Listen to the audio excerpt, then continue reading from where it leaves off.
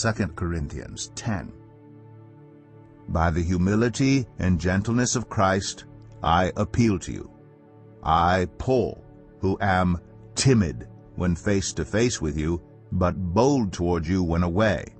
I beg you that when I come, I may not have to be as bold as I expect to be towards some people who think that we live by the standards of this world. For though we live in the world, we do not wage war as the world does. The weapons we fight with are not the weapons of the world. On the contrary, they have divine power to demolish strongholds. We demolish arguments and every pretension that sets itself up against the knowledge of God. And we take captive every thought to make it obedient to Christ. And we will be ready to punish every act of disobedience once your obedience is complete. You are judging by appearances. If anyone is confident that they belong to Christ, they should consider again that we belong to Christ just as much as they do. So even if I boast somewhat freely about the authority the Lord gave us for building you up rather than tearing you down, I will not be ashamed of it. I do not want to seem to be trying to frighten you with my letters. For some say his letters are weighty and forceful. But in person he is unimpressive, and his speaking amounts to nothing. Such people should realize that what we are in our letters when we are absent, we will be in our actions when we are present. We do not dare to classify or compare ourselves with some who commend themselves. When they measure themselves by themselves and compare themselves with themselves, they are not wise. We, however, will not boast beyond proper limits, but will confine our boasting to the sphere of service God Himself has assigned to us, a sphere that also includes you. We are not going too far in our boasting, as would be the case if we had not come to you, for we did get as far as you with the gospel of Christ. Neither do we go beyond our limits by boasting of work done by others.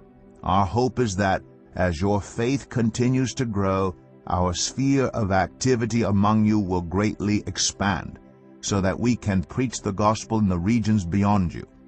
For we do not want to boast about work already done in someone else's territory. But let the one who boasts boast in the Lord. For it is not the one who commends himself who is approved, but the one whom the Lord commends. 2 Corinthians 11. I hope you will put up with me in a little foolishness.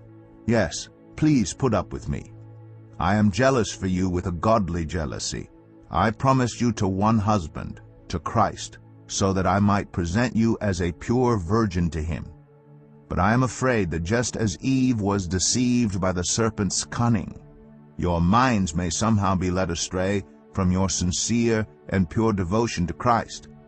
For if someone comes to you and preaches a Jesus other than the Jesus we preached, or if you receive a different spirit from the spirit you received, or a different gospel from the one you accepted, you put up with it easily enough. I do not think I'm in the least inferior to those super apostles. I may indeed be untrained as a speaker, but I do have knowledge. We have made this perfectly clear to you in every way. Was it a sin for me to lower myself in order to elevate you by preaching the gospel of God to you free of charge? I robbed other churches by receiving support from them so as to serve you.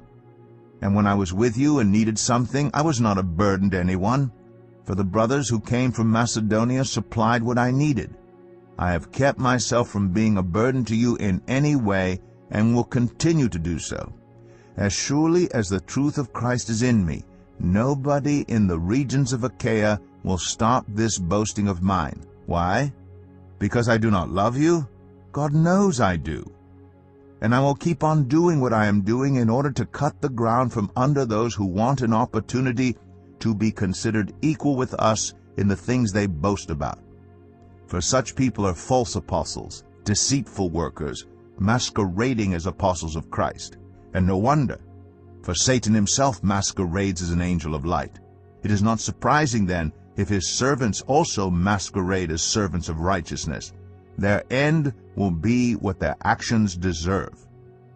I repeat, let no one take me for a fool, But if you do, then tolerate me just as you would a fool, so that I may do a little boasting. In this self-confident boasting I am not talking as the Lord would, but as a fool.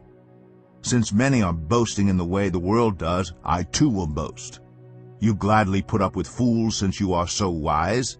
In fact, you even put up with anyone who enslaves you, or exploits you, or takes advantage of you, or puts on airs or slaps you in the face. To my shame I admit that we were too weak for that. Whatever anyone else dares to boast about, I am speaking as a fool, I also dare to boast about.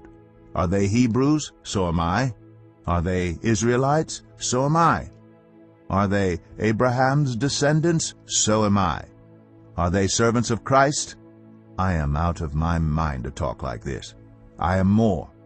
I have worked much harder, been in prison more frequently, been flogged more severely, and been exposed to death again and again.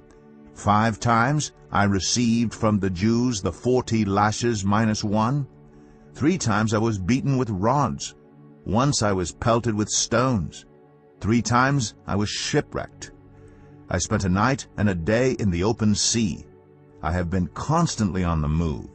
I have been in danger from rivers, in danger from bandits, in danger from my fellow Jews, in danger from Gentiles, in danger in the city, in danger in the country, in danger at sea, and in danger from false believers.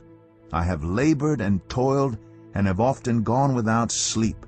I have known hunger and thirst, and have often gone without food. I have been cold and naked.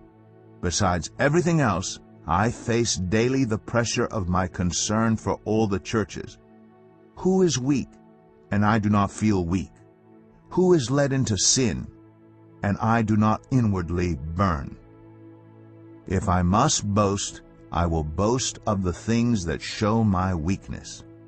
The God and Father of the Lord Jesus, who is to be praised forever, knows that I am not lying.